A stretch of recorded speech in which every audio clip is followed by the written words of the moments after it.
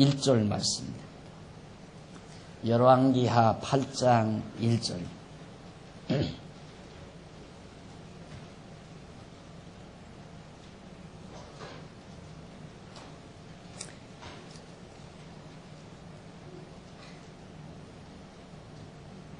이제 찾으신 줄 알고 엘리사가 이전에 아들을 다시 살려준 여인에게 이르되 너는 일어나서 네 권속과 함께 거할 만한 곳으로 가서 거하라.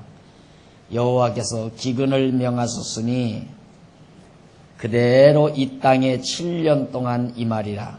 여인이 일어나서 하나님의 사람의 말대로 행하여 그 권속과 함께 가서 블레셋 사람의 땅에 7년을 우거하다가 7년이 다음에 여인이 블레셋 사람의 땅에서 돌아와서 자기 집과 전토를 위하여 호소하려 하여 왕에게 나아갔더라.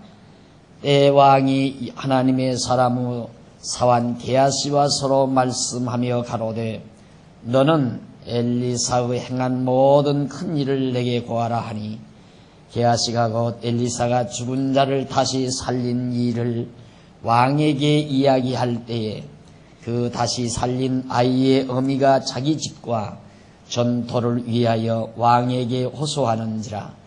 게하시가 가로되 내 주 왕이여 이는 그 여인이요 저는 그 아들이니 곧 엘리사가 다시 살린 자니이다. 우선 5절까지 봉독을 했습니다.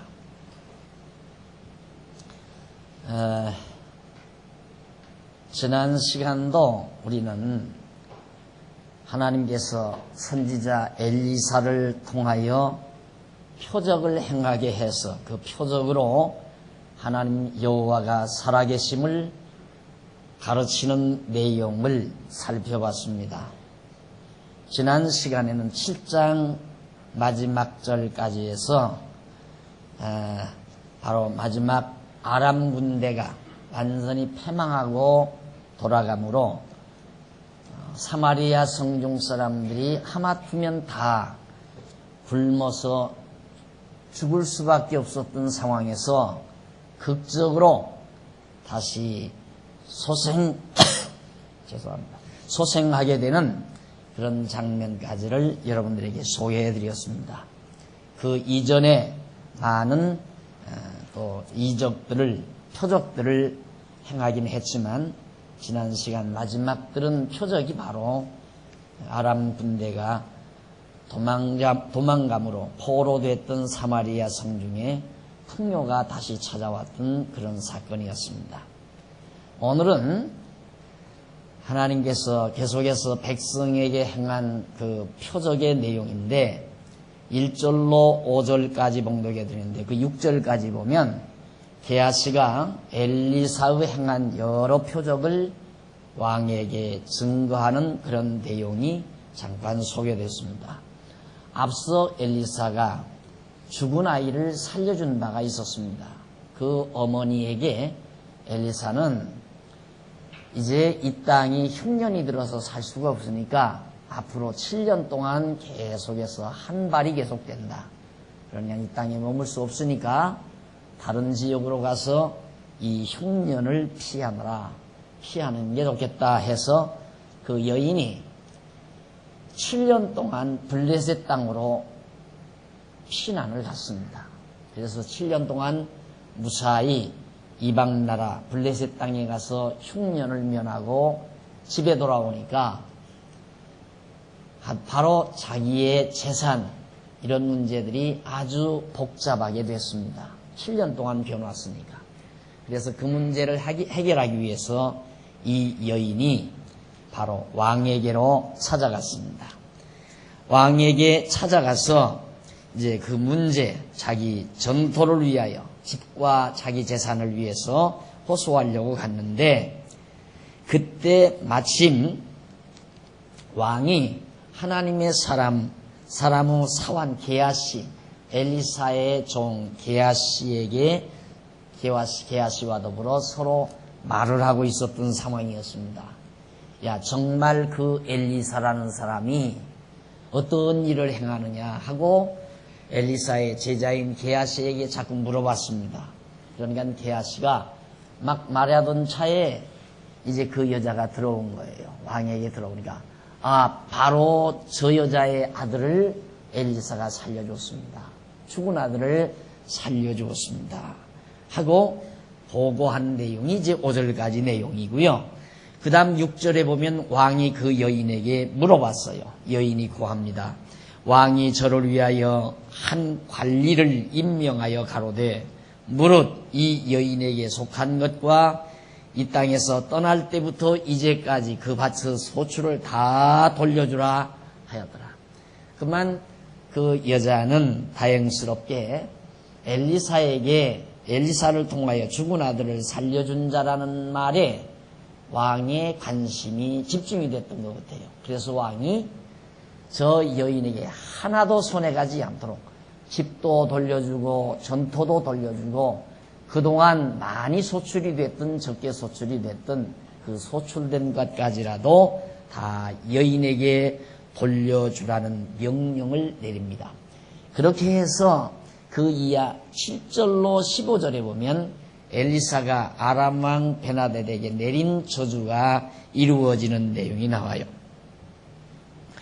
엘리사가 다메섹에 갔을 때 아람 왕 베나닷이 병들었더니 호기 왕에게 고하여 가로되 하나님의 사람이 여기 이르렀나이다.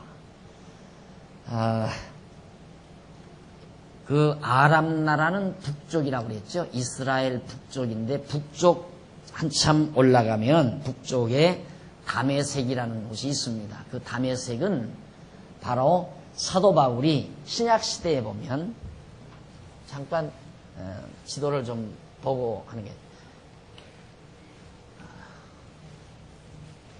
이렇게 이게 지중해면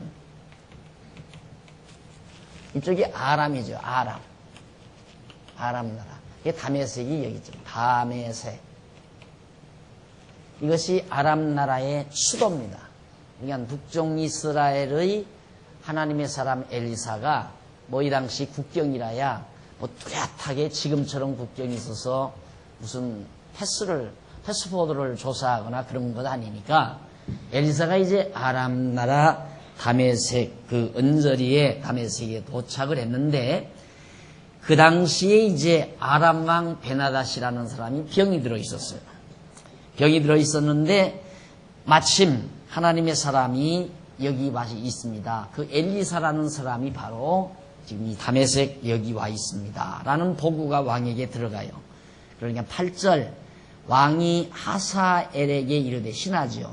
너는 손에 예물을 가지고 가서 하나님의 사람을 맞고 저로 말미암아 여호와께 나의 이 병이 낫겠나 물어보라. 내가 지금 병이 들었는데 자기 신하에게 예물 가지고 엘리사를 찾아가서 내 병이 낫겠나 가서 물어봐라. 하사엘이 드디어 맞으러 갈새 다메섹 모든 아름다운 물품으로 예물을 삼아가지고 약대 40에 싣고 대단하죠? 40마리의 약대의 예물을 실었어요. 나아가서 저의 앞에 서서 가로되 당신의 아들 아람 왕 베나닷이 나를 당신에게 보내어 가로되 나의 이 병이 낫겠나이까 하더이다. 왕께서 병이 들었는데 내 이 병 낫겠나 물어보라고 했습니다.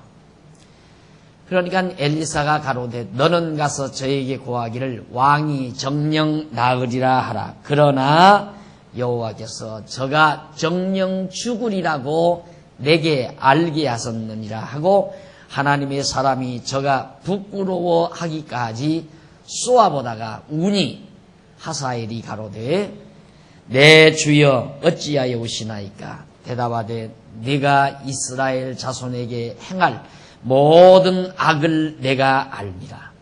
네가 저의 성에 불을 놓으며 장정을 칼로 죽이며 어린 아이를 메어치며 아이벤 부녀를 가르리라.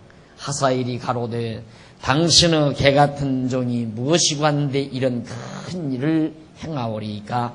엘리사가 대답하되 여호와께서 네가 아람 왕이 될 것을 내게 알게 하셨느니라. 저가 엘리사를 떠나가서 그 주인에게 나아가니 왕이 묻되 엘리사가 내게 무슨 말을 하더냐 대답하되 저가 내게 이르기를 왕이 정녕 나으시리라 하더이다. 그 이튿날에 하사엘이 이 물에 적시어 왕 얼굴에 덮음에 왕이 죽은지라 저가 대신하여 왕이 되니라. 자, 그 아람 왕이 자기 신하 바로 신복 바로 신하죠. 그 신하에게 내가 이 병 낫나 가서 엘리사에게 물어봐라. 그래 많은 예물을 가지고 가지 않았어요. 가서 왕께서 나를 보내서 왔습니다. 낫겠습니까? 어떻겠습니까? 물으니까 엘리사가 대답하기를 낫는다 그 말이에요. 왕이 낫는데 그러나 죽으리라. 이게 도대체 무슨 얘기입니까? 병은 낫는다 이 말이에요. 그런데 죽는다. 그러면서 엘리사가 눈을 쏘아 누구를 쳐다보냐면 그 신하 하사엘을 눈총을 쏘아봅니다. 그러더니만 엘리사가 울어버리는 거예요. 하나님의 종 엘리사가 울어요. 그러니까 아람 왕의 신하가 이게 웬일인가 싶어서 어찌하여 우십니까? 라고 물으니까 말을 하는데 엘리사가 그 신하에게 네가 장차 내 백성 이스라엘 백성들에게 행할 잔인한 일을 생각하니까 눈물이 나온다 그 말이에요. 그러면서 중 이야기를 합니다. 네가 장차 이스라엘 백성의 성읍에 불을 저지를 것이고 어린애를 메어 칠 것이고 아이벤 여자들의 배를 가르면서 아주 잔인무도하게 이스라엘 백성에게 그렇게 행동을 할 것이다. 그러니까 그만 이 하사엘이 그 말을 듣고 갔어요. 하니까 왕이 뭐라고 그러더냐 그러니까 낫는다고 그렇습니다. 그 말을 해놓고는 얼마 있다가 그만 이 하사엘이 이불에다가 물을 적셔가지고 누워있는 왕의 얼굴을 덮어버렸어요. 그러니까 숨이 막혀서 죽어버린 거죠, 왕. 그리고는 이 아람 왕이 죽은 다음 하사엘 그 신하가 대신해서 아람 나라 왕으로 군림하게 됩니다. 그게 바로 베나닷이 아니라 하사엘이라고 하는 아람 왕의 왕을 신복부하였다 이 말이죠. 자, 이렇게 인간 사이가 참 험난했죠. 왕은 가장 믿을 만한 인간이라고 하지만은 믿을 만한 인간이 전혀 믿을 수 없는 인간이 되어버리고 말았습니다. 이래서 결국은 엘리사가 예언한 대로 아람 왕은 나을 수 있었는데 병은 나았는데 결국은 왕이 죽어버리는 엘리사의 예고대로 그대로 돼버리고 말았습니다. 그것이 바로 15절까지 나와 있어요. 자, 그러면 여러분들이 이제 주보에 보시다시피 15절까지 딱 정리해서 백성들을 향한 이런 표적, 하나님께서 선지자 엘리야를 통하여 예고한 대로 많은 표적도 행할 뿐만 아니라 예언대로 이루어지는 그런 놀라운 사건들을 15절까지 해서 살펴봤습니다. 그러면 지금까지는 왕조에 대한 교훈 내용이었어요. 북왕조나 남쪽 유다왕이나 북쪽 이스라엘이나 남쪽 유다를 향한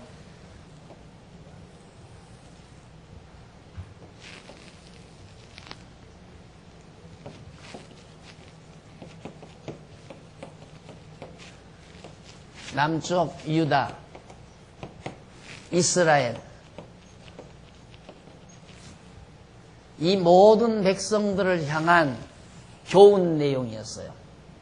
지금까지 우리가 배운 것이. 그러니까 열왕기상 17장에서부터 오늘 방금 들으신 열왕기하 8장 15절까지는 여러 가지 방법에 의한 교훈 내용. 그 교훈을 간단히 정리해 보면 왕조들에 대해서 쭉 하나님께서 교훈하시는데 그 첫 번째 교훈이 표적으로 교훈을 하시죠. 표적으로. 그러니까 열왕기상 17장에서부터 왕조에 대한 교훈인데 표적으로 교훈하시고 두 번째 예언으로 교훈하시고 또 교훈의 결과를 보고 그 다음 다시 또 표적으로 교훈을 하셨습니다. 그것이 지금까지 우리가 살펴본 내용이에요. 마지막 부분에서 이 표적으로 교훈한 내용은 요단강을 가르는 표적, 물이 솟아나는 표적, 백성들을 향한 표적, 문둥병을 고치는 표적, 대적에게 향하는 표적, 오늘 마지막으로 백성들에게 행하는 그런 표적 등을 우리가 살펴봤습니다. 이렇게 하나님께서 남북 이스라엘과 남쪽 유다에 대해서 교훈을 했는데 이제는 이렇게 교훈했는데 놀랍게도 똑같이 남쪽 유다에게도 교훈하고 북쪽 이스라엘에게도 교훈했는데 이제부터 배우시는 내용은 열왕기하 8장 16절로부터 17절까지는 북왕조 이거죠. 이게 북왕조입니다. 이 북쪽 이스라엘이 급기야는 패망하는 내용이 나옵니다. 이 북쪽 이스라엘에 대한 패망은 바로 지금 조금 전에 우리가 들은 대로 하나님의 사람 엘리사가 바로 게하시에게 아람 왕의 신하 게하시에게 네가 내 백성에게 행할 일을 알기 때문에 내가 너를 보고 운다.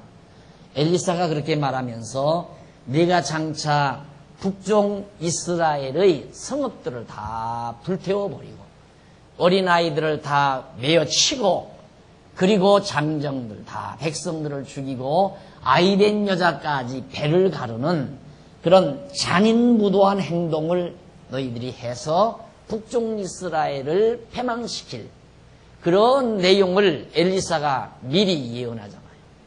그러니까 내가 그럴 사람이다 이 말이에요. 그러니까 이 하사엘은 모르지요. 자기가 그렇게 한다는 걸 모른다 이 말입니다. 할 계획도 없고.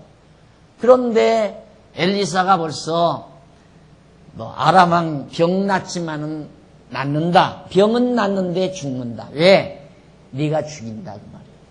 그런데 그대로 가서 자기 선왕을 죽이게 되고 그가 왕위에 오릅니다. 하사엘이 왕위에 오르는데 하사엘이 북쪽 이스라엘을 칠지 안 칠지 어떻게 알겠습니까? 그런데 벌써 하나님의 사람은 그걸 알고 있어요. 알고 있으면서 네가 얼마나 잔인무도하게 북왕조 북쪽 이스라엘 왕조에게 잔인한 행동을 할 것인가를 내가 알기 때문에 너를 보고 불쌍해서 운다 그 말이죠. 그런데 중요한 건 북쪽 이스라엘의 패망이라고 하는 이것이 북왕조의 패망이라는 것이 굉장한 의미를 두지요. 그게 뭐냐면 이미 하나님께서 언약하신 다윗 왕조를 이탈한 왕조죠. 북왕조는. 이게 여로보암이 배반하고 솔로몬의 신복부하인 여로보암이 배반해서 나라를 따로 갈라가지고 세웠잖아요. 저건 하나님이 언약하신 다윗 왕조에 속한 민족이 아니에요. 속한 자들이 아니에요. 그러니까 북왕조는 망해야 돼요. 북쪽 왕조는 망하게 돼 있다 이 말입니다. 그러니까 똑같이 교훈을 받았는데 이스라엘도 북왕조도 교훈을 받고 남왕조도 교훈을 받았는데 북왕조는 망하게 된다. 멸망당하게 된다. 왜? 그것이 정하신 뜻대로 되는 거죠. 정하신 뜻대로. 그러면 남쪽 유다는 교훈을 받고 깨달아서 그런가? 안 그래요. 그렇지 않아요. 이제 공부해보면 알아요. 자, 한번 보십시다. 그러면 우선 북왕조 패망 과정을 우리가 한번 살펴보도록. 북왕조 패망 과정. 어떤 과정을 통해서 북왕조가 패망을 하는가? 이것이 이제부터 여러분들께서 관심을 가지고 들으셔야 될 내용이에요. 북왕조가 망한다. 이 북왕조가 망한다는 것은 바로 하나님께서 다윗에게 내지는 유다 내지는 아브라함에게 언약하신 여호와 하나님이 살아계시다는 확증을 보여주는 거예요. 북이스라엘이 패망한다는 것은 하나님 여호와가 살아계시다는 확증을 보여주는 거라 이 말입니다. 그러니까 오늘 우리들이 주일 아침 모여서 뭐 우리나라가 패망하는 것도 아니고 또 요즘 테러 국가들이 패망하는 것도 아닌데 우리들이 무엇 때문에 옛날 이스라엘 백성들의 패망의 역사를 왜 듣고 배워야 되는가 하는 문제는 이게 분명하게 패망을 당하는 것을 보아야 정말 역사를 주관하시고 다스려 가시는 주관하시고 섭리해 가시는 전능하신 하나님 여호와는 살아계시구나 하는 것을 확신할 수 있기 때문에 지금 우리가 이 말씀을 듣게 되는 거란 말입니다. 만약에 북이스라엘이 패망하지 않는다면 하나님 여호와가 없는 거죠. 언약된 다윗 왕조를 이탈했는데도 이 왕조가 그대로 존속이 된다면 하나님 여호와가 안 계신 거예요. 그러나 북이스라엘이 패망한다는 말은 하나님 여호와가 분명히 살아계시다는 확증을 우리에게 보여주는 겁니다. 그러면 먼저 남북 왕조의 부패입니다.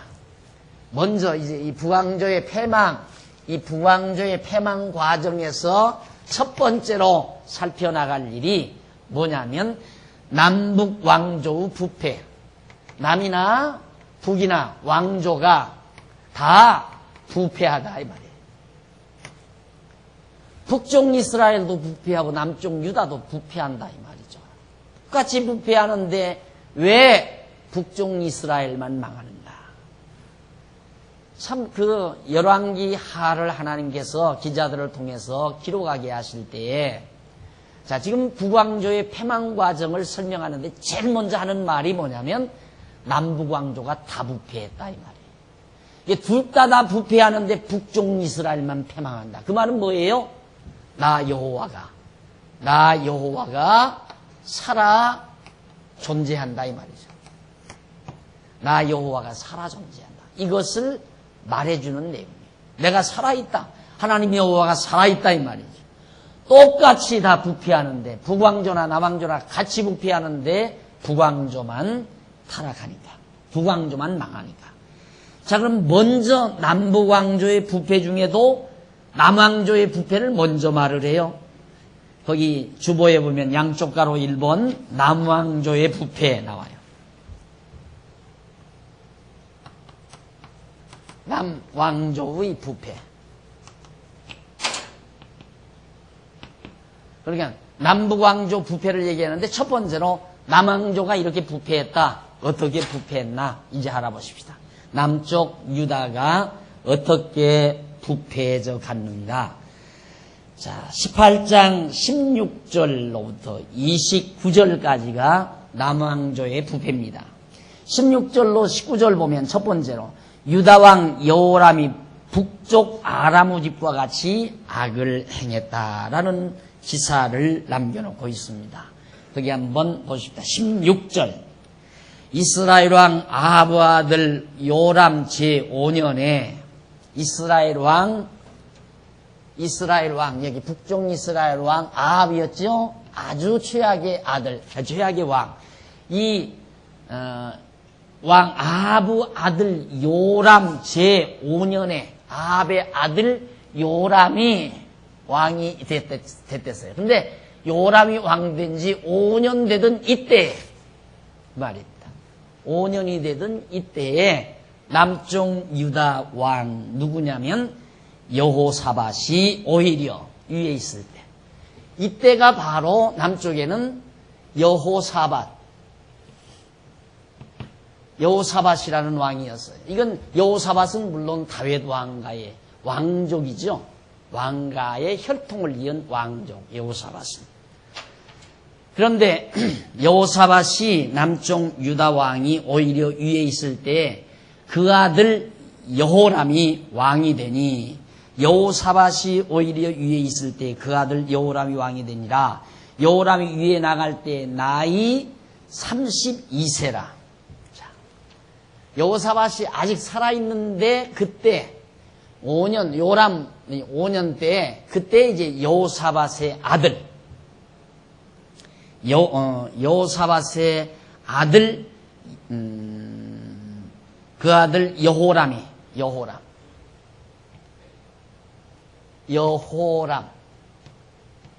여호사밧의 아들이에요. 아버지가 아직 살아있는데 여호람이 왕이 됐어요.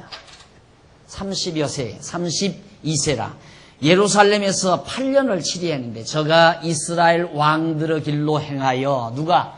남쪽 유다 왕 여호람이 누구의 길로 행했는가? 이스라엘 왕들의 길로 행하여 바로 여로보암을 비롯한 이 시대에 있었던 북쪽 이스라엘 왕들의 길로 그대로 행했다 이 말이에요. 그러니까 행동은 왕은 남쪽 다윗 왕과의 혈통을 이은 왕이지만 행동은 북쪽 왕들이나 하나 다름이 없었다 이 말이에요. 똑같이 부패하고 타락했다. 여기에 우리의 관심을 일단은 모아야 됩니다. 아, 남북이 다 똑같이 부패했구나 하는 말이에요.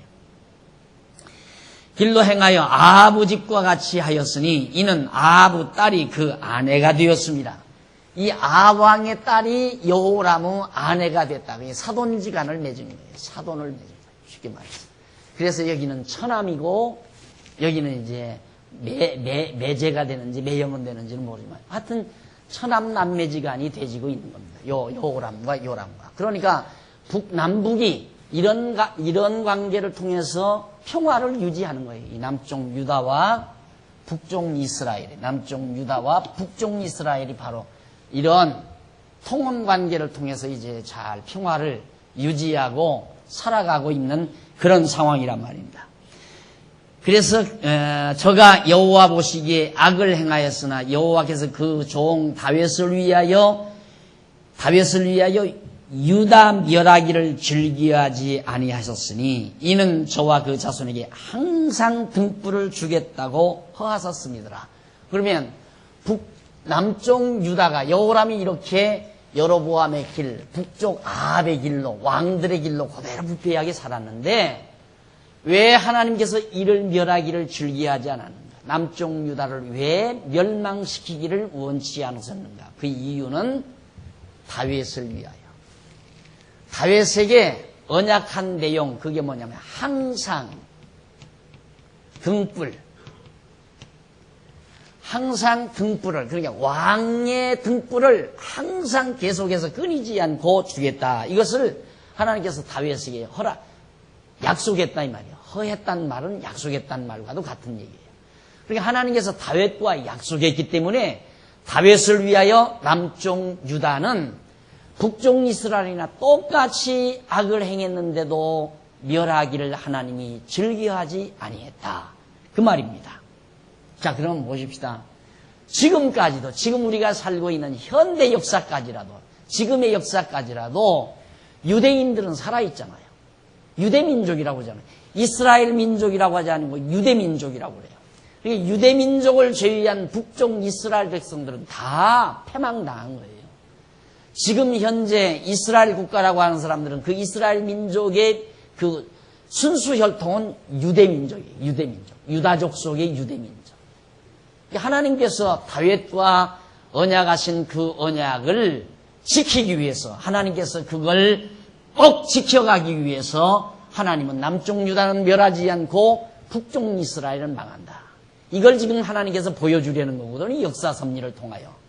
그래야 하나님 여호와가 살아계시다는 것을 사람들이 알기 때문에, 우리가 그걸 알 수 있기 때문에.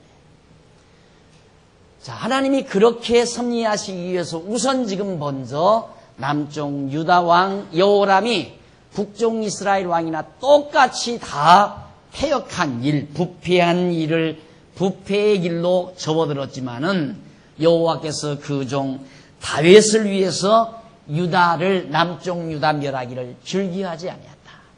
항상 다윗에게 내 왕가의 등불을 주겠다고 약속하셨기 때문에 그 언약을 지키기 위해서 하나님은 남쪽 유다를 멸하지 않는다고 말이에요. 그러니까 만일에 여기서 우리가 한 가지, 만약에 이 땅에 정말 선이 정착되고 의가 승리하고 정의가 바로 서는 세계 건설이 하나님의 목적이라면 둘 다 멸망시켜야 돼요. 그렇죠? 둘 다 패망했으니까 다 둘 다 멸망시켜야 된다 이 말이죠. 그런데 다 멸망시키지 않고 남쪽 유다는 멸하지 않고 북쪽 이스라엘만 멸한다. 왜 똑같이 부패했는데 정의사회 구현이라면, 정의로운 세계를 구현시키려면 둘 다 멸망시켜야죠. 그런데 북쪽만 이제 멸하게 돼요, 앞으로. 남쪽은 멸하지 아니야. 이유는 하나님 당신이 여호와이심을 알게 하고 살아계시다는 사실을 우리에게 전해주기 위해서. 우리는 그래서 하나님이 살아계시다는 걸 확신하고 사는 겁니다. 뭘로 우리가 하나님을 볼 수도 없고 만질 수도 없는데 어떻게 하나님이 계시다는 걸 믿고 우리들이 사느냐 이 말이죠. 이래서 믿는 거예요. 이건 역사적인 사실 아니에요. 실제 역사적인 사실. 그리고 지금까지도 유대인들은 현재도 지금 살아있고 지금 이 이스라엘 민족, 이 이스라엘 여기 지금 시나이 반도까지 전부 다 이스라엘 민족이 지금 이 땅 차지하고 살려. 이 유대인들이에요, 현재.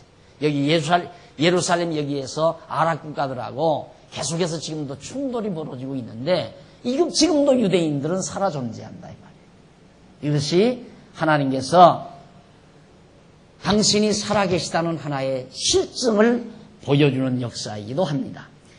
자, 그렇다면 그렇게 말씀해놓고는 20절로 오십시다. 그 20절에 가보면은 20절로 24절에 보면 여호람이 에돔을 치고 죽어 아들 아시야가 왕이 됩니다.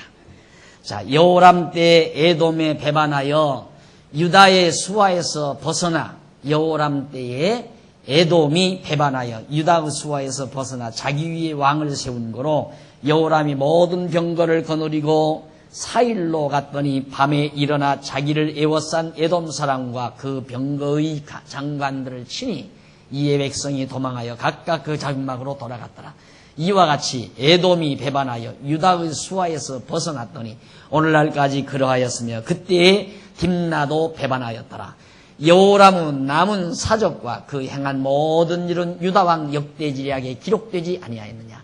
여호람이 그 열조와 함께 잠에 그 열조들과 함께 다윗성에 장사되고 그 아들 여호람의 그 아들 아하시야가 대신하여 왕이 되니라. 에돔이 여기가 에돔이죠. 에돔 사람들이 이 유다의 속국이 돼 있었어요. 속국이 돼 있었는데 이 유다가 좀 약한 듯하니까 에돔이 반발을 했어요. 섬기지 않고 조공도 안 드리고. 그래서 전쟁을 했지만은 결국 에돔이 승리를 하죠. 그래서 이제 그런 역사가 있었는데 유다가 이제 힘이 약해지는 거예요. 그런 차제에 여호람이 이제 죽습니다. 죽고 여호람의 아들. 그래서 내가 그 아들이란 말 항상 중요하게 생각해라. 열왕기 상하에서는 그 아들, 역대기에도 마찬가지예요. 항상 죽고 그 아들이 왕이 되니라. 왜 하필이면 그 아들이란 말을 빼놓지 않고 반드시 지적해 주는가? 이유는 왕가의 혈통을 그대로 잇는다 그 말이에요. 다윗 왕가의 혈통이 끊이지 아니하고 계속해서 그 왕가가 계승된다. 왜? 하나님께서 항상 왕가의 등불이 꺼지지 않게 해준다고 했으니까. 그래서 우리들이 보통 많이 들었잖아요. 하나님께서 꺼져가는 등불 마저 끄지 아니하시고 꺾어진 갈대마저 꺾지 아니하시는 인자하신 자비하신 하나님 아버지 했을 때 꺼져가는 등불이란 이걸 말하는 거예요. 남쪽 유다가 지금도 잘못하면 꺼져갈 것 같잖아요. 에돔이 반발하고 다른 나라도 지금 반발하고 있습니다. 꺼져갈 듯 하지만은 절대 안 꺼져간다 이 말이죠. 남쪽 유다가. 왜 하나님은 꺼져갈 듯 해서 안 꺼지게 만드는가?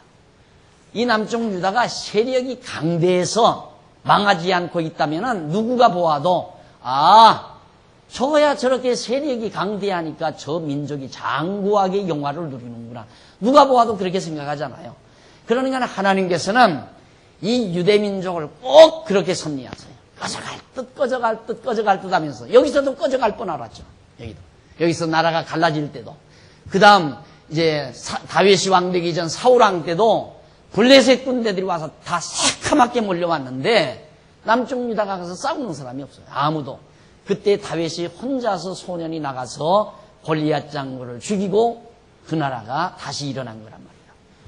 또 나라가 갈라질 때에도 거의 다 갔잖아요. 그런데도 남쪽 유다가 살아있었어요. 계속해서 그런 과정을 많이 겪습니다. 그리고 지금 더 말할 것 없이 예수님 십자가에 못 박혀 죽으신 이후에는 완전히 꺼진 거나 다름없죠. 국토도 없죠. 다 쫓겨났죠. 있는 거라고 하는 목숨밖에 없어요. 유대민족이라고 하는 목숨만 있지 국토도 없고 국권도 없고 다 꺼진 거나 다름없죠. 그런데 되살아났잖아요. 1945, 6년경에 다시 그들이 독립을 얻고 되살아났어요. 꺼져가는 등불 마저 끄지 않고 다시 살아난 거예요. 그게 하나님께서 항상 등불 주겠다고 언약하신 그 언약대로 되지는 거예요. 지금 우리가 살고 있는 현대 역사도 그렇게 되고 있는 거란 말입니다. 어떻게 보니까 뭐 될 것 같으니까 그렇게 된 거지 뭐 꼭 그랬을까? 지금 그러고 있는 분 계시다니까. 그러면 나 열받아요.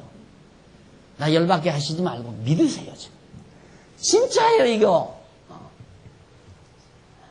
뭐 어떻게 되다 보니까 그렇게 된 거지 뭐 꼭 그렇게 됐으려고. 하나님이 살아계시기는 뭐가 살아계셔 하고 지금 앉아 계셔도 어떻게 하다가 따라오셔가지고 한번 가봅시다. 그래서 따라오셔가지고 들으면서 이게 안 믿어지니까 나도 이해는 해요. 안 믿어지는 거 이해는 하지만 이거 한마디 듣고 믿어지겠어요? 하지만 너무 분명해요. 하나님께서 지금도 유대인들을 꺼져가는 등불처럼 끄지 않고 다시 일으키잖아요. 저 약속 때문에 그래요. 다윗과의 약속 때문에. 여기서도 망할 듯 하면서도 안 망한다 그 말이에요. 그리고는 그 아들이 계속해서 계승해서 다윗 왕가를 있게 만들어 가시는 것이 바로 지금의 섭리 내용이란 말입니다. 그 아들 누구가 아하시야가 되시나요? 여기가 아하시야. 남쪽 유다 왕 여호람의 아들 아하시야가 이어서 왕위에 오릅니다. 이것이 그 아들 아하시야가 왕위에 오르니라 이 말이 나 여호와 하나님이 살아계시니라. 이 말과 똑같은 말이에요. 전능자 여호와 하나님이 살아계시다 이 말이죠.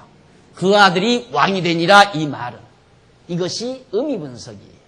이게 여러분들이 지금 공부하고 있는 이 성경 교재가 바로 의미분석이라는 말을 전제하잖아요. 의미분석 성경 개론. 의미분석을 하지 않냐고 내용 분석을 하면 이렇게 됩니다. 아하시야가 그 아들 아하시야가 왕이 됐다. 그걸로 그냥 여러분들에게 할 말 없지요. 아하시야 아들이 왕이 됐다는데 뭐. 여로보암 복 받아서 다 하나님 잘 경외하니까 그 아들이 왕 됐다. 이래야 되는데 하나님 잘 경외한 게 아니라 북쪽 이스라엘 왕처럼 무상 섬기고 못된 짓 다 했다 이 말이죠. 그러니까 그 설교를 못하니까 여러분들이 이런 강의를 거의 10년 아니라 20년 신앙생활에서도 이런 강의를 못 들으셨을 거예요. 왜? 이치에 맞지 아니하니까. 만약에 여호람이 북쪽 이스라엘처럼 그렇게 행동하다가 그 나라가 폭삭망하고 아들 녀석도 그냥 피살당해서 죽어버렸다 하고 성경에 기록이 됐다면 아마 여러분들이 설교를 들었을 거예요. 여러분 보십시오. 남쪽 유다 왕 여로보암이 이 북쪽 이스라엘 왕들처럼 우상을 섬기고 하나님을 노엽게 하다가 자기도 죽고 자기 아들도 멸망을 당했습니다. 그러니 여러분 하나님 잘 경외하고 사십시오. 이렇게 설교를 할 수 있잖아요. 그런 내용이라면. 근데 이건 안 맞아요. 할 수가 없어요. 설교를.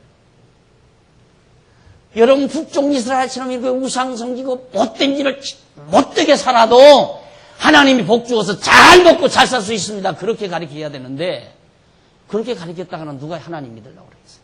교회 누가 나와요? 그러니까 못 가르치는 거죠. 도대체 왜 그럴까 이게? 그러니까 이런 데는 안 가르치고 덮어놓고 가르칠 수 있는 데만 여기서 조금 저기서 조금씩 떼가지고 가르치는 거예요. 이렇게 우리처럼 우리 교회에서처럼 막 쫙 연이어서 창세기 1장부터 쫙 이렇게 가르칠 수 없는 거예요. 의미 분석을 못하니까. 내가 그러잖아요. 지금 그 아들이 이어서 여호람을 아버지 뒤를 이어서 그 아들 아하시야가 왕위에 오르니라. 이 말은 나 여호와 하나님이 살아계시니라. 이 말에 대한 의미다. 라는 말은 그런 뜻을 찾아내는 것이 바로 의미 분석이란 말입니다. 자, 이렇게 해서 결국 대신하여 왕위에 올랐는데 아하시야가 그 뒤에 25절부터 넘어갑니다. 25절부터 29절에 보면 아하시야 왕이 아합길로 행하면서 그의 사위가 돼요. 이스라엘 왕 아합 아들 요람 제12년에 요람 왕이 이제 12년째, 여기는 5년이고 12년째, 북쪽 이스라엘 왕 12년이 되던 해에 어떤 일이 있었는가? 유다 왕 여호람의 아들 아하시야가 왕이 되니 아하시야가 위에 나갈 때 나이 22세라 22살. 예루살렘에서 1년을 치리하니라. 그 모친의 이름은 아달랴라. 이스라엘 왕 오므리의 손녀더라. 아하시야가 아합 길로 행하여 아합 집과 같이 여호와 보시기에 악을 행하였으니 저는 아합 집 사위가 되었습니다. 자, 여기 이제 아들이죠. 여호람. 여호람도 아합 사위죠. 여호람은. 그런데 아하시야는 요람 사위가 돼요. 이런 경우도 있나요? 아버지는 외할아버지, 아버지는 외삼촌의 외삼촌과 사돈지간이고, 또 자기 아버지도 역시, 서로 사돈지간이고, 이렇게 해서 남쪽 유다, 그 아들 아하시야가 북쪽 이스라엘과 완전히 밀착이 됐는데, 그것도 보통 사람이 아니라 이스라엘 왕 최악의 집안. 이스라엘 왕가에 있어서 왕가가 몇 번 갈라지죠. 몇 번 바뀌어지는데 바뀌어지는 왕가 가운데 최고로 악한 왕가와 남쪽 유다 왕가가, 다윗 왕가가 이렇게 서로 접착이 됩니다. 사돈지간을 맺는다 이 말이에요. 그러다 보니까 얼마나 악을 행하고 사는지 몰라요. 아하시야가. 그래서 1년을 악을 행하였으나 저는 아합 집 사위가 되었습니다. 28절. 저가 아합의 아들 요람과 함께 길르앗 라모스로 가서 아람 왕 하사엘로 더불어 싸우더니 아람 사람들이 요람을 상하게 한지라. 요람 왕이 아람 왕 하사엘과 싸울 때 라마에서 아람 사람에게 맞아 상한 것을 치료하여 하여 이스라엘로 돌아왔더라. 아합 아들 요람이 병이 있으므로 유다 왕 여호람의 아들 아하시야가 이스라엘에 내려가서 방문하였더라. 예, 자기 장인어른 전쟁터에 가서 요람이 이제 병 얻어왔어요. 그러니까 결국 아하시야가 자기 장인어른의 병문안을 하러 갔다 하는 내용이 바로 8장 마지막 절까지 소개된 것입니다.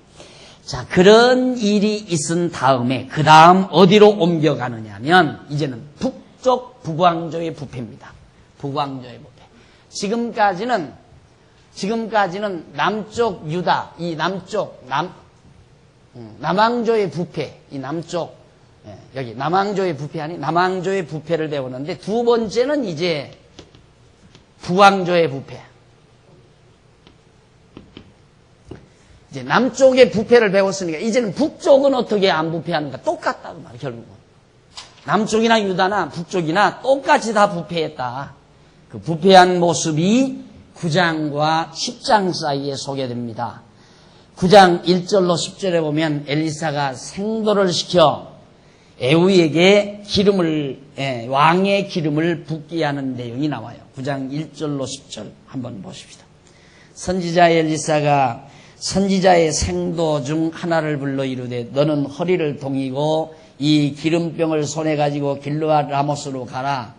거기 이르거든 님시의 손자 여호사밧의 아들 에후를 찾아 들어가서 그 형제 중에서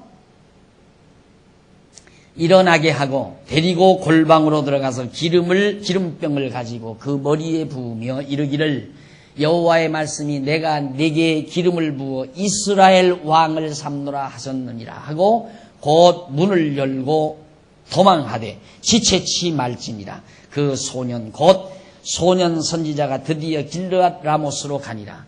저가 이르러 보니 군대 장관들이 앉았는지라. 소년이 가로되 장관이여 내가 당신에게 할 말씀이 있나이다. 에후가 가로되 우리 모든 사람 중에 네게 하려느냐. 가로되 장관이여 당신에게니이다. 에후가 일어나 집으로 들어가니 소년이 그 머리에 기름을 부으며 이르되 이스라엘 하나님 여호와의 말씀이 내가 네게 기름을 부어 여호와의 백성 곧 이스라엘의 왕을 삼노니 너는 네 주 아합의 집을 치라. 내가 나의 종 곧 선지자들의 피와 여호와의 종들의 피를 이세벨에게 갚아주리라. 아합의 온 집이 멸망하리니 이스라엘 중에 매인자나 노인자나 아합에게 속한 모든 남자는 다 내가 다 멸절하되 아합의 집을 느바스의 아들 여로보암의 집과 같게 하며 또 아이야의 아들 바사의 집과 같게 할지라. 이스라엘 지방에서 개들이 이세벨을 먹으리니 저를 장사할 사람이 없으리라 하셨느니라 하고 곧 문을 열고 도망하니라. 엘리사가 선지자 엘리사가 자기 생도 중 하나에게 제자 중 한 사람에게 너 기름병을 가지고 와서 그때는 기름병인데 왜 우리 저 전시관에 보면 이 뿔 막 긴 거 있잖아요. 그 나팔이고 그 조그만 뿔이 하나 있어요. 그게 기름병이에요. 거기다가 기름을 담아가지고 왕의 머리, 왕 될 사람 머리에다가 기름을 붓는 겁니다. 근데 이게 이제 뿔이 없으니까 병에다 담아가지고 그 기름을 가서 부어라. 누구에게? 북쪽 이스라엘 요람이 죽게 돼 있잖아요. 죽으니까 지금 하나님께서는 아합에게 그랬죠. 아합 아들 때 가서 너희 왕가는 문 닫는다 그 말이에요. 앞에서 예언했죠. 그러니까 아합 왕은 요람 왕으로서 이제 왕가가 끝나는 거예요. 완전히 멸절되는 거예요. 근데 하나님께서 그 뒤를 이어서 에후라고 하는 사람에게 이게 이제 장관이에요. 북쪽 이스라엘 왕의 장관인데 에후에게 기름을 부어서 이건 왕의 집안이 다르죠. 이 아합 왕의 집안이 아니라 딴 집안이란 말입니다. 다른 혈통인데 에후에게 기름을 부어서 북쪽 이스라엘을 삼으라. 그래서 이 선지자의 생도가 갔어요. 가보니까 장관들이 많이 앉아 있으니까 좀 드릴 말씀이 있습니다. 그러니까 누구냐? 그러니까 당신입니다. 에후가 나왔어요. 그래 나오니까 기름을 붓고는 망한다 이제. 이 아합 왕가는 망한다. 다 망하고 멸망당한다. 네가 이스라엘의 왕이 된다. 그러면서 예언을 해놓고 막 도망쳐버렸다 이 말이에요. 잘못하면 큰일 나니까. 이 역적하는 거예요. 역적. 역모하는 거 아니에요. 역모. 지금 왕이 살아있는데 살아있는 왕 두고 딴 사람에게 기름을 부어서 당신이 이제 왕을 죽인다. 이 요람을 죽인다 이 말이죠. 그리고 아합 왕가를 다 이제 멸망시킨다. 이런 말을 한다는 건 참으로 무서운 일이니까 그 당시로서. 그래서 도망쳐 나옵니다.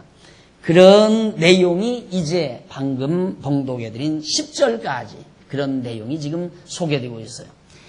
자, 문을 열고 도망을 했어요. 도망을 했는데 어떻게 망하는가? 과거에 여로보암의 왕가나 바사 왕가나 이 왕가들이 망하듯이 아합 왕가도 다 멸망을 당한다. 이제 이렇게 설명을 해주고 11절 보십시다. 11절로부터 13절 보면 주의 신복들이 에후를 북왕조 이스라엘의 왕으로 세우는 대목이 나와요. 에후가 나와서 그 주의 신복들에게 이르니 한 사람이 묻되 평안이뇨? 그 미친 자가 무슨 까닭으로 그대에게 왔더뇨? 대답하되 그대들이 그 사람과 그 말한 것을 알리라. 무리가 가로되 당치 않은 말이라. 그대는 우리에게 이르라.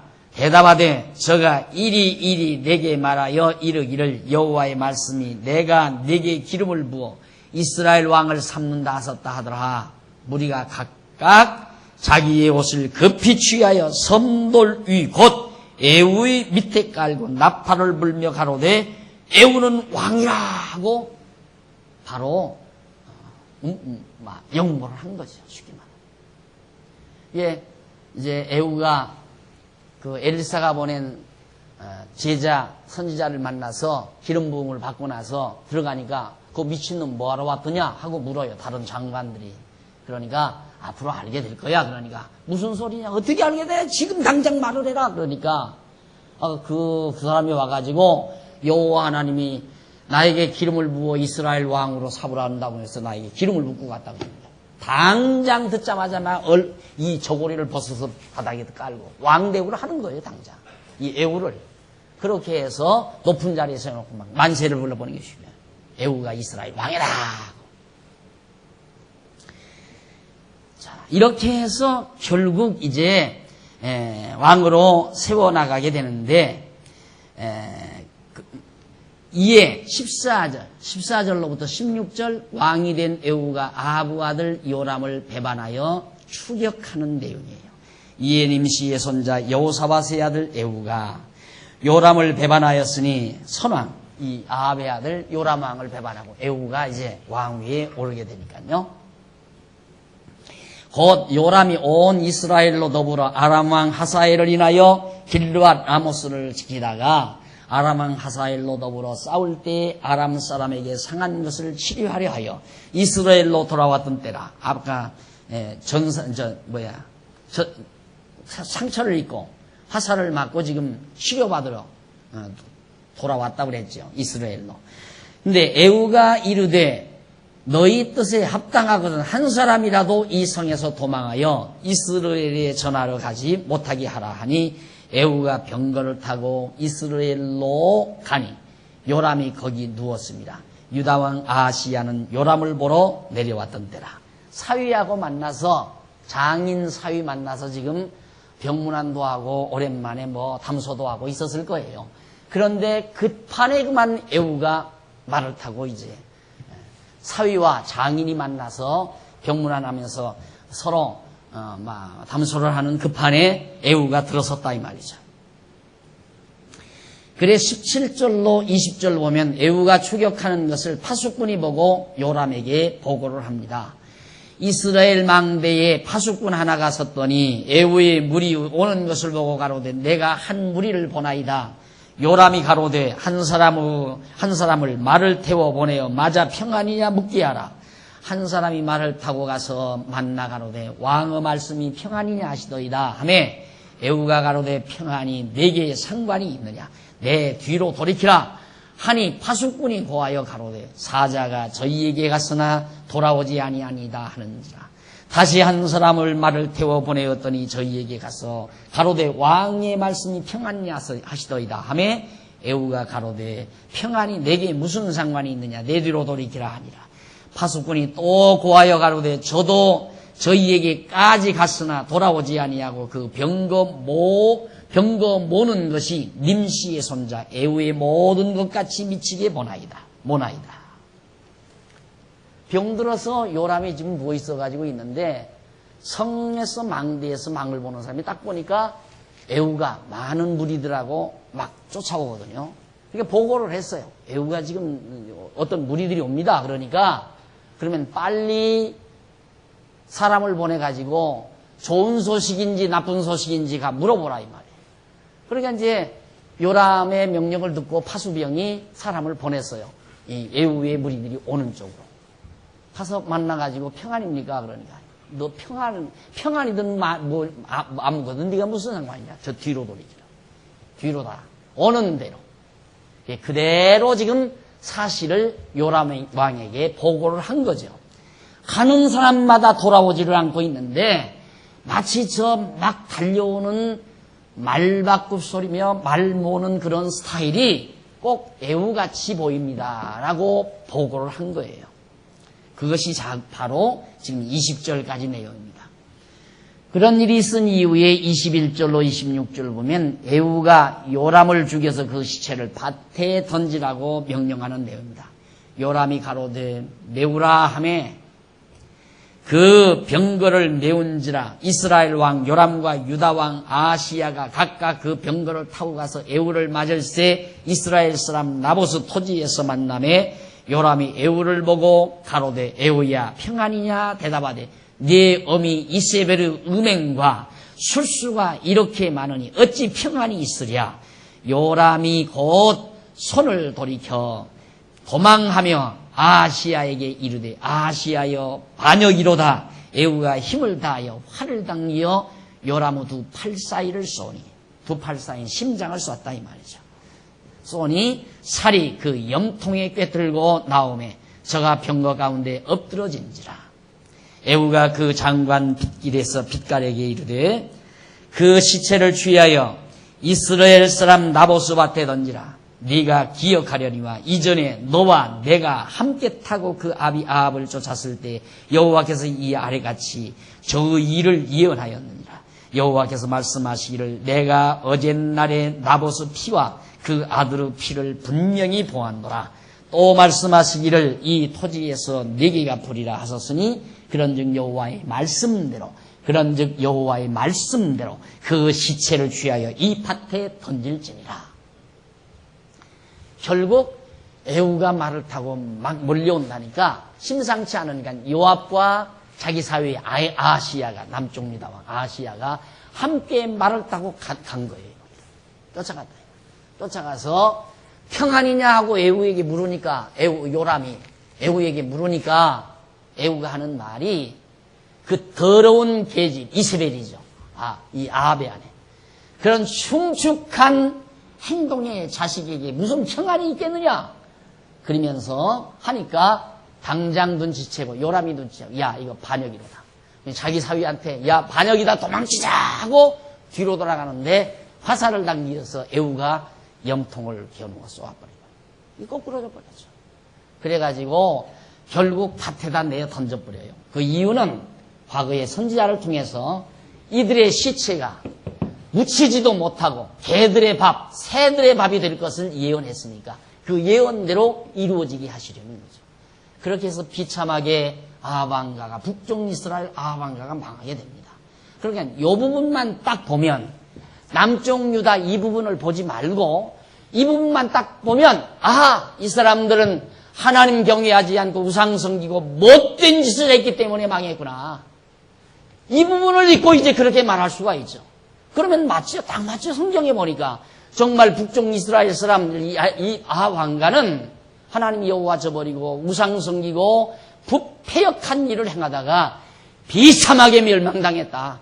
이 말을 성도들에게 계속해서 외쳐대면 하나님 경외하지 않으면 다 망합니다. 그래서 벌벌 떠는 거예요. 두려움과 공포에 떤다 그 말이에요. 그건 어떻게 살겠어요? 그러니까 허다한 성도들이 이 공포와 두려움에 질려서 신앙생활하는 분들이 많습니다. 오랜만에 예를 들어서 오늘 단풍 구경을 안 가면 정말 금년에 단풍 구경 할 길이 없는데 예를 들어 단풍이 아주 화사하게 잘 들었다 설악산 단풍이. 그런데 오랜만에 남편이 신앙생활 잘 하지 아니하는 남편이 오늘만 당신 하루 빠지고 나하고 단풍 구경 갑시다. 그렇게 요구하는데 아이고 오늘 안식일 안 지겠다는 당신 사업도 망하고 나도 암병 걸려 죽을지 몰라. 이게 두려워서 못 가는 거예요. 그러니까 그렇게 말을 하면 또 남편도 혹시 아냐. 항상 불안하니까 남편도 사업 경영하다가 늘 불안한 거 아니에요? 보장 없는 일을 하니까 막 된다 하고 아주 확신 있는 것처럼 자꾸 하는 것은 자꾸 불안하니까 그걸 커버하기 위한 거예요. 진짜 확신이 있으면 해요. 뭐 그렇게 자발스럽지도 않고 그렇게 된다 이럴 필요도 없는 거고 모여서 된다 하면 된다 이렇게 외칠 필요도 없다 이 말이에요. 확실히 믿어지니까 덤덤하죠. 당당하고. 그런데 불안하니까 아침 때 조회 때마다 모여서 전 사원이 하면 된다 구호를 외치고 하는 이유가 그걸 커버하기 위해서 그런다. 그렇게 불안한 남편에게 여보 당신 안식일 범하면 옛날에는 다 맞아 죽었어.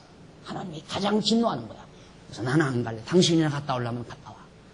이렇게 될 수밖에 없죠. 그런데 우리 교인들은 갈 거야. 내가 안 물어봐도 갈 거야. 틀림없이. 왜? 거듭나지 않으니까. 내가 그러잖아요. 주일날 안 나왔다고 해서 지옥 가나요? 그거 안 나왔다고 해서 망하느냐 이 말이에요. 이 사람들 보세요. 죄짓고 다 똑같이 죄짓고 살았는데도 남쪽 유다는 안 망하고 북쪽 이스라엘은 망한다 그 말이에요. 그러니까 이들이 망한 것만 보고 가르치면 죄지면 망한다. 여호와 하나님 경외하지 않으면 망한다. 그러면 예수 믿는 사람만 다 살아야지. 안 맞잖아요. 현실과. 그런 진리가 어디 있어요. 사실과 맞지 아니하는 것은 진리가 될 수가 없어요. 그런데 예수 안 믿겨도 다 잘 먹고 잘 사는데 뭐 어떻게 그게 맞을 수가 있어요. 그러니까 결국 성경을 통째로 보아야 이게 보이는 거예요. 자, 입체적으로 딱 보아야 아하 하나님께서 이런 역사 섭리를 왜 하는가? 바로 이거예요. 나는 언약대로 이루시는 여호와다. 언약대로 이루시는 여호와, 내가 지금도 살아서 모든 역사를 주관하고 섭리해 간다. 이걸 우리로 하여금 깨닫고 경외하며 살게 하려는 것이 바로 이 말씀을 기록한 하나님의 뜻이다, 이 말이에요.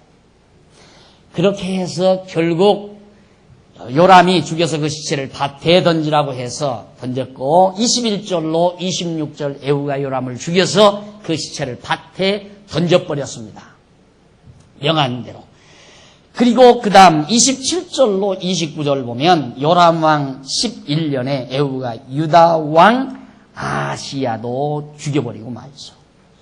요람왕 11년에 에후가 남쪽 유다왕, 너도 그 집안 사위다 해가지고 죽여버렸어요. 아시야를. 북쪽 요람도 죽이고 이 에후가 남쪽 아시야도 죽이고. 지금 마저 들어가잖아요. 네가 내 백성이, 엘리사가 그랬죠? 아니. 죄송합니다. 아니에요. 엘리사가 분명히, 요람이 병들었을 때 바로 그 신하에게 앞으로 네가 내 백성에게 행할 잔인한 일을 내가 알기 때문에 운다 그랬는데, 아직은 지금 그 인간이 안 나왔어요. 아직은 역사에서. 그런데 벌써 에후부터가 남쪽 유다 왕에게 이렇게 잔인하게 남쪽 유다 왕을 죽이는 행위가 바로 소개되고 있는 겁니다.